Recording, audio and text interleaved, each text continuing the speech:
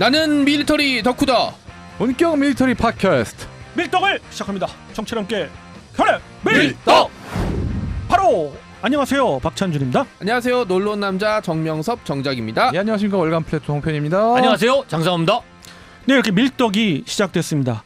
뭐 전략 무기 체계 하면은 여러 가지가 있습니다만 그 중에 비대칭 전력으로서 정말 위험천만하고 힘이 있는 건 핵이죠. 그렇죠. 더 전략적인 게 있어요. 근검 전략이라고.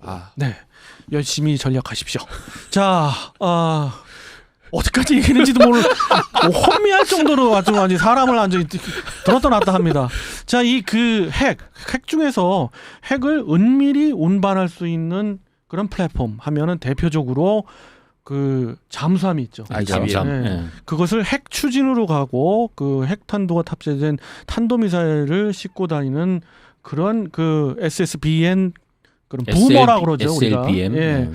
핵 잠수함들을 꼽는데 북한의 궁극적인 목적은 바로 거기에 있는 거로 알고 있습니다. 그렇게 알려져 있고 실제로 대담하게 그렇게 하고 있다라고 계속 신호를 보내고 있죠. 뭐 여러 그렇습니다. 가지 루트를 통해서. 근데 이번 열병식을 통해서도 역시 탑재할 개연성이 큰 SLBM급 미사일을 공개했어요. 근데 그것이 북극성 5 시옷이네요. 예. 왜 시옷인가요? 찾아봤는데 아무리 찾아봐도 이유가 없더라고요. 5성인데 이렇게 그게 빠진 건가?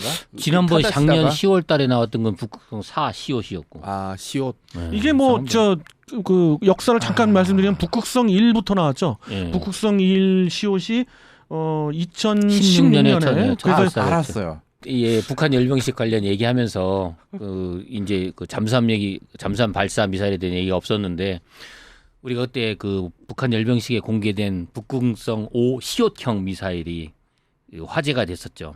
참 신기한 거는 북한의 그 말한 원자력 잠수함과 그다음에 극초음속 미사일, 그다음에 이번에 그 잠수함 북극성 시옷 대륙간 탄도 잠수함 발사 탄도 미사일 얘기하고 한국이 핵잠수함 미사일과 그다음에 현무 4 개발과 요 얘기가 참 묘하게 겹치는 것 같아요. 왜냐하면 예. 서로 이게 무슨 경쟁을 하는 거 아닌가 싶은 생각이 들 정도로 우리가 장군 하니까 저쪽에서 또 멍군하면서 이번에 그 열병식에 그것을 공개하고 그래서 그걸 주도 경계를 해보면 과연 쟤들이 물론 거기에 이제 우리 언론에 많이 나온 것처럼 바이든 취임식을 앞두고 ICBM은 빼고 그냥 SLBM만 보여주면서 좀 위풍당당하게 굴었다 이런 얘기들이 있는데 그렇게 되면 ICBM의 목적은 분명히 미국이라는 상대가 있기 때문에 그렇죠. 공개를 했다 이거죠. SLBM의 목적이 뭔지를 잘 모르겠더라고요. 우리가 추정하는 사거리가 2,000km거든요. 북극성 뭐 1, 2, 3, 4, 5가. 걔들이 그 잠수함 이걸 탑재해서 원양으로 나가지 않는 이상 사거리는 일본밖에 없어요. 그렇죠. 걔네 잠수함이 그게 정말 이상한 거예요. 걔네 잠수함이 핵 잠수함이면 모를까. 그렇죠. 재래식으로는 그 사거리 미국을 사거리에 둘 범위까지 밤까지도 안 나가는 날아가고 무리고. 목적이 그러면 오키나와 가데나 기지 아니면 일본이에요. 도쿄예요. 도쿄. 그리고 그 북한 잠수함이 현재 만드는 신포급이나 신신포급이나 지금 말씀하시는 뭐 그런 새로 만든 핵잠수함이 이제 나올지 안 나올지는 아직 모르는 상태인데 그죠? 그 미사일을 탑재한 잠수함이 활동할 수 있는 범위는 지금도 잠수함 기지 건조고지가 동해 신포하고 서해 그 해주 쪽에 하나 이게 두 개 있지 않습니까? 그렇죠. 그러니까 바다를 통과해서 못 간다는 얘기 자기들 스스로 인정하는 것 같아요. 각각 만들어서 서해 한적, 동해 한적 이렇게 잠수시켜놓고 작전을 펼칠 수밖에 없다고 그러는 거죠. 서해는 의미가 없고 그래서 이제 일부러 동해 쪽 신포구 이제 그 거기 이제 그 앞에 있는 마양도 저도 그렇게 생각을 했었는데 예. 그 새로 이제 그 이렇게 검색을 하다 보니까 서해 쪽에서 잠수함을 건조하고 있대요. 물론 건조합니다. 건조하는데 똑같은 잠수함이 아닐까? 똑같지는 않다고 저는 보아요. 예. 아 그래요? 아마 서해는 그런 SLBM 운용보다는 그 우리 쪽 해군에 대한 어떤 그 특수작전이나 아니면 통상 파괴 같은 서해 안에서 못 나오는데 갈 수 있을 때가 아니, 있을까 싶더라고요. 왜 없어요. 그 천안함 같은 경우도 그렇지만 쉽게 해서 특수전용이나 이런 소형 그렇죠. 같으면은 비교적 작은 그럴 수도 클래스 같으면은 있겠네요. 좌우지간 가능하지 않을까 예. 싶어요. 네. 그래서 그 북극성 5 시옷형 미사일을 그 이제 공개한 걸 보면은 우리가 할 수 있는 건 아무것도 없고 그냥 추측성 기사들과 추측성 댓글과 추측된 기사들을 보면 작년 10월달에 공개한 미사일보다 커졌다는 거예요. 그건 확실하죠. 네. 확실하죠. 길이가 커졌더라고요. 비교해 보면 좀 길어진 것 같더라고요. 그래서 스테로이드 주사 같은 걸 놨나요? 그러니까 3개월 만에 그게 가능하냐는 게 가장 음. 첫 번째 드는 의문이었습니다. 그러니까 같은 그걸 개발하고 그 다음으로 개발하기에는 너무 하는 그렇죠. 시간이고. 굳이 네. 굳이 북한 쪽의 말이 맞는다고 가정하에 보면 여러 프로젝트를 여러 동시에. 팀에서 이제 한 어. 거죠. 근데 나는 그렇게 보지는 않아요. 그러니까 뭐. 그게 그 이상하다는 거예요. 정도까지 여력이 있을 것 같지는 않고. 그러면 다음에 4월달에 김일성 생일 때는 다시 열병식 하면서 북극성 6.25 그렇게 나오는 건가요? 점점 커지네. 그러니까 그게 참 난감한 그 목적이 뭔지도 불분명한데 미사일을 계속 개발하고 있다는 게 정말 의구심이 많이 드는 것 중에 저는 하나였습니다. 비계님 의견 중에 목적 의식은 확실하다고 봐요. 북한이 제안하는 건 결국에는 그 대양까지 나갈 수 있는 잠수함을 개발할 거고 거기에 탑재하는 그 미사일, 그 탄도 미사일을 개발하고 있다라는 신호를 주는 거죠. 그러니까 지금 미국 본토를 잠수함을 위협할 할 거다 곧. 아직은 아니지만 라고 현실적인 지금 위협은 아직은 안 되지만 곧 다가온다. 이런 그리고 얘기죠. 북한의 전략이라면 원래 잠수함이 갔다가 돌아오는 것까지 감안해서 연료라든지 신경을 쓰는데 그거 안 하고 그냥 가서 그냥 쏴. 그리고 네. 주고 그리고 뭐 그냥 부상해. 이렇게 얘기해 버릴 수도 있어요. 그죠. 네. 이렇게 대화를 하다 보면 항상 의구심 드는 게 얼마 전에도 제가 얘기했던 것 같은데 북한에 그렇게 강력한 제재가 가해지는 데서 중국이 아무리 도와준다 하더라도 과연 저 돈은 어디서 나올까? 어느 정도 의구심을 가지는 게 농담이 아니라 북한이 지금 보여주는 것 중에 상당 부분은 실제로 개발된 게 아니라 뻥카 아닌가라는 느낌이 들고요. 그러니까요. 야간에 하는 것도 그렇고. 그러니까 제 개인적으로는 실질적으로 완성된 거는 북극성 3호까지고 3호까지 발사했지 않습니까? 그렇죠. 그 이후는 아직까지는 개발 자체가 안 된 거의 모형이나 다름없는 상태 아닌가 저는 싶기도 거기서 하고요. 좀 더 낮게 보는데 그 발사 자체가 그렇죠. 의미하는 거는 그냥 실험에 불과하지 그것이 전력화. 실전 배치, 전력화하고 그렇죠. 또 다른 예. 문제거든요. 그렇죠. 대량으로 배치를 해야지만이 되는데 그 부분은 탑재할 잠수함도 여의치가 않고요. 지금 뭐 시험 단계에 있고 그렇기 때문에 결국 그리고 북극성 2도 이야기를 안 했는데 북극성 2 같은 경우는 잠수함 발사 탄도미사일이 아니고 잠수함 발사 탄도미사일을 그 베이스로 해가지고 그 고체 연료를 장착해서 발사한 거잖아요. 근데 그것이 오히려 더 위협적이었는데 그 부분은 이제 그 탑재 플랫폼이 좀 여의치가 않아가지고 지상에서 발사하는 사진만 공개됐어요. 그렇죠. 그렇습니다. 예. 그래서 아직까지의 그 소식통에 의하면 북극성 관련 계열 그 미사일에 실전 배치는 없다라고 봐야 돼요. 그렇죠. 역시. 실전 배치 없다고 봐야죠. 예. 그러니까 그러니까- 상당 부분에 뻥카가 있는 거 아닌가라는.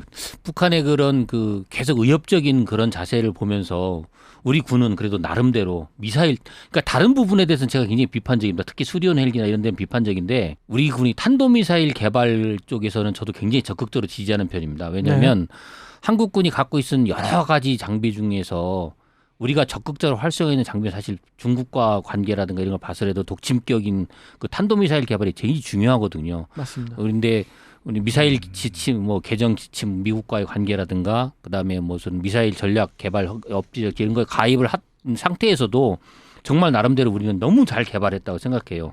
그래서 SLBM 얘기가 나왔을 때도 저는 사실 우리 군이 개발한다는 SLBM에 상당히 기대를 하고 있습니다.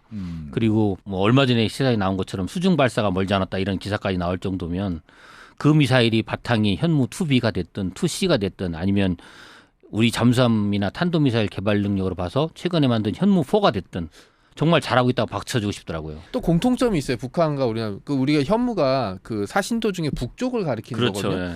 또 북극성이잖아요. 또 그렇게 엮으면 또 이렇게 네. 엮이나요? 그러니까 이게 이게 그렇게 엮는 거에 도사야. 그러니까 아니 근데 북극성 폴라리스가 혹시 북극성 아닌가요? 맞아요. 그죠. 폴라리스. 그러니까 제가 보기에 북한에서 북극성이라고 한 거는 그 우리의 그 현무를 의식한 것보다는 폴라리스. 그렇죠. 폴라리스를 그냥 거의 무단 표절한 그것도 농담이 말이야. 아니라 진짜 그럴 수도 있어요 진짜. 북극성이 그게 아니고 김일성이나 김씨 일가를 일거는 그런 거 아니었습니까? 아니 그건 아마 걔네들 해석을 그렇게 할 텐데 제 생각에는 그게 더 크지 않을까. 현무와 미국을 북극성은 상관이 의식해서 없다 예, 미국을 저는 의식해서 더 그런 게 아니라 시옷이 싶기도 제일 하고요. 궁금해요.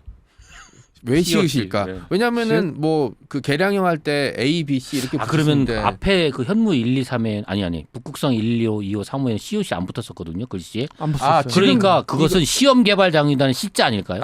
저는 그거가 아니 농담이 아닌 게 지금 다시 떠올랐는데 혹시 수중의 시읒 아닐까? 아 근데 좀 그런 건 있어요. 일반 이무시는. 그 네. 지상형 탄도 네. 미사일들도 지읒 뭐 히읗 뭐 이렇게 해가지고 쫙 나가잖아요. 그러니까 그들만의 어떤 코드가 있는 제식 기호가 네. 있는데 이렇게. 사실은 우리나라에서만 그 알려지고 있는 폭풍 오브 전차 있잖아요. 그게 이제 북한 인민군 출신으로 이제 그 넘어오신 분들 이야기 들어보면 그걸 못 들어봤다는 거예요. 못 들어보죠. 우리끼리 한 코드네이밍. 그러니까 천마호는 얘기가 그러니까 그들의 그 명칭으로는 천마호 6이라는 거예요. 6, 7 뭐 이렇게 나가거나 또는 가나다라마로 가잖아요. 이제 그것도 못 들어봤다는 거예요. 북한이 이렇게 개발도 안 되고 실전 배치는커녕 전력화도 제대로 안 된 것들을 계속 보여주고 있는 의도는 결국 얘기했던 대로 이제 뭐 우리나라랑 싸울 거였으면 사실 그렇게 장거리는 필요 없어요. 그러니까 이제 어떤 뭐 일본도 아닌 것 같고 제가 보기엔 100% 미국과 어떤 수교 뭐 이런 걸 통해서 이제 체제 보장을 받기 위한 왜냐하면 이게 정말로 이걸 써먹을 계획이라면은 감춰야죠. 왜냐하면 그렇죠. 상대방이 대응할 수 있으니까. 그러니까는 우리 이런 거 없어. 뭐 이렇게 해야 되는데 지금 이게 덤인지 아닌지도 모르는 걸 야 우리 석 달 만에 또 개발했어. 이렇게 했던 걸 보면 이제 열병 자체가 그런 거잖아요. 야 우리 여기 있어. 우리 좀 봐줘요. 야 취임식만 중요한 거 아니야.라고 얘기를 하는 것처럼. 특히 이제 잠수함 발사 체계까지 그런 거 했다는 보여주는 거는 공산권의 그 특징이에요. 옛날 그렇죠. 러시아도 구소련 시절에 엄청나게 공개 많이. 그때 우리가 그렇죠. 봤던 그 대륙간 탄도미사일 엄청나게 큰 것도 그런 열병식에 다 공개하고 아니 근데 중국도 그 짓하고. 소련은 그래도 뭐라 그럴까 보여줄 거 안 보여줄 거 굉장히 종주국이니까. 선별을 했는데 북한은 지금 그게 없는 것 같아요. 그리고 중요한 건 북한이 지금 공산주의 국가가 아니죠. 하긴 왕조국까지 그렇죠. 전제하는 김씨 왕족. 근데 뭐 여기 이 시점에서 중요한 거는 이제 그 뭐 이제 열병식 또 뭐 북극성 이야기는 이제 여러분들 말씀이 많고 또한 의견 맞는 의견이신데 그럼에도 불구하고 우리가 간과해서는 안 될 거는 우리 그 지금 무기 체계 특히 북극성을 위시한 그 탄도미사일과 핵잠수함의 개발을 우리가 어떻게 볼 거냐 그냥 안 강 좋게 건너 봐야죠. 불 보듯이 뭐 미국 대응 그건 아니라고 봐요. 왜냐하면 충분히 우리나라의 위협이 되고 이걸 막을 수가 없는 그렇죠. 부분이거든요. 그렇죠. 그래서 우리가 이제 대응하고 있는 거는 두 가지죠. 하나는 같은 핵 잠수함을 잡는 그런 잠수함을 헌터 킬러 잠수함을 개발하는 거고 또 하나는 맞불이죠. 우리도 마찬가지로 뭐 현무 4로 알려져 있죠. 계속 그 탄도 미사일과 그걸 발사 플랫폼을 계속 개발하는 거죠. 이와 관련해서 해군 쪽에서는 그런 방향으로 가고 있는 것 같아서 이 약간 뭐 듬직한 면이 그래서 있습니다. 저는 그런 생각을 합니다. 그 핵잠수함을 만든다고 계속 얘기를 하는데 이걸 공개적으로 하지를 못하니까 이번에 경항모 만드는 게 변신을 해서 항모로 가는 게 아니라 저 핵잠수함으로 가는 게 아니라 만화에서도 많이 있지 않습니까? 항공모함으로 달리다 갑자기 변신을 하더니 바닷속으로 들어가는 것처럼. 갑자기 항공모함이 나왔는데 그렇죠. 갑자기 먼바가 나와 갑자기 껍질이 탁 벗겨지는 그렇죠. 그게 아닐까. 제가 늘 주장했던 잠수함의 시대가 고죠. 그렇죠. 그런 시대가 와야 될 것 같습니다. 그리고 이게 전쟁이 나면은 지금 이제 우리나라에서만 전쟁이 벌어진 게 아니라 아까 얘기하셨듯이 후방에 예를 들어서 그 개발한 미사일을 오키나와나 일본 본토의 미군 기지에 쏜다면 우리나라가 투입되는 주한 미군의 투입 계획이 차질이 빚어질 수가 있어요. 그렇죠. 네, 그리고 이제 어쨌든 일본이 후방 기지 역할을 해야 되는데 일본이 거기에서 발을 빼버릴 수도 있는 거고 이런 문제들까지도 역시 감안을 해야 된다고 저는 생각을 하고 있거든요. 네. 그 현실적으로 북한이 정말 핵잠수함을 개발할 수 있을까요? 할 수 있다고 저는 보거든요. 하려고 노력은 분명히 할 거예요. 기간은 그들이 얘기한 대로 그렇게 뭐 5, 6년 안에 그거는 좀 너무 아닌 거고요. 제 생각에는 10년은 넘을 것 같습니다. 좋기. 그리고 좀 비관적으로 본다면 20년고도 걸릴 수도 있어요. 아니, 그런데 이제 이건 있죠. 서방권의 그 특징은 그 한계까지 밀어붙여요. 그 ROC가 네. 안 되면 절대 이제 그렇죠. 제식화를 안 하는데 실험에 실험을 거듭하면서. 이 동구권 쪽은 전통적으로 좀 달라요. 어느 정도 수준에 올라오면 대량 양산 가. 이럴 수는 있어요. 이제 그거에 대한 차이가 좀 있겠지만은 그래서 이 부분에서 이제 우리가 그 북극성과 현무를 보면서 느낀 게 네. SLBM을 만들면 가장 중요한 게 수중 발사지 않습니까? 수중 발사의 기술만큼은 정말 미국, 영국, 러시아, 뭐 프랑스 이런 굉장히 그 극소수의 국가들만 써먹는 기술이고 우리 군도 그거를 뭐 개발해서 얼마 전에 실험한 게 벌 1년도 안 되는 사이이기 때문에 이게 우려는 되는데 그 북한의 해킹력이 굉장히 좋다하니까 혹시 방사청 같은 데 털려서 그 기술이 넘어가서 북한에서 SLBM 개발을 자꾸 주장하는 이유가 그게 아닐까 이런 의도도 되니까 그런 부분에서 좀 신경을 썼으면 좋겠어요. 네, 신경 써야 됩니다. 굉장히 중요한 써야죠. 기술이기 때문에 특히 뭐 사이버 능력을 강화하는 측면에서는 특히 이제 그 해킹 방어를 하는 그렇죠. 그런 어떤 능력이 반드시 필요한 것 같아요. 아 이렇게 뭐 북극성 그 시옷에 대해서 시옷. 계속 이야기를 나눠보고 네. 있는데요. 굉장히 위협적인 무기 체계인 거는 맞고요. 다만 그것을 보여주기 위한 것을 그대로 우리가 받아서 너무 뻘 필요도 호들갑을. 없다. 네. 그런 게 이제 결론인 것 같고 여기에 대비한 무기 체계들은 이러이러한 것들이 있고 이러한 방향으로 우리 해군 또 미 해군도 그러기에 대비하고 있습니다. 왜냐하면 미군도 당연히 직접적인 이제 위협이 되니까. 그렇죠. 이게 이제 미국이 본토를 공격받을 수 있는 상황까지 처하게 되면은 이게 선을 넘는다고 이제 프로토콜이라고 이제 이해를 할 거란 얘기를 여러 차례 했었거든요. 네. 그러면은 미국이 만약 대응을 한다는 액션을 보여줄 때 미국은 정말 그럼 어떠한 대응을 보여줄 수 있을까요? 다이렉트적인 답을 드린다면 저는 이렇게 봅니다. 그 미국의 반응은 두 가지인데요. 하나는 그 탄도미사일을 얼마든지 요격할 수 있는 요격 실험을 할 거고요. 여러 번 할 겁니다. 그 다음에 두 번째에 소리 없는 대응 중에 하나는 서태평양 그 지역에 그 핵잠수함, 그 공격 핵잠수함들을 전진 배치시켜 가지고 마양도 부근을 위시한 쪽에 멀리 떨어진 그 지역에서 초계를 항상 할 겁니다. 그렇겠죠. 그건 절대 얘기 안 하는 어쩌면 지금도 하고 있을 법한 그런 작전인 거죠. 근데 아니면 뭐 그 잠수함 이제 기지라든지 여기서 이제 의문의 폭발 사고가 일어난다든지. 네. 그렇죠. 그런 이스라엘식 뭐 그렇죠. 쪽집게 네. 해결 네. 방법이 있겠죠. 소설로 가고 살짝 가고 있습니다.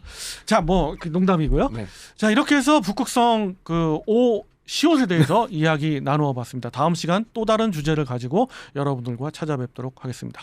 정철이 함께 경례 밀떡!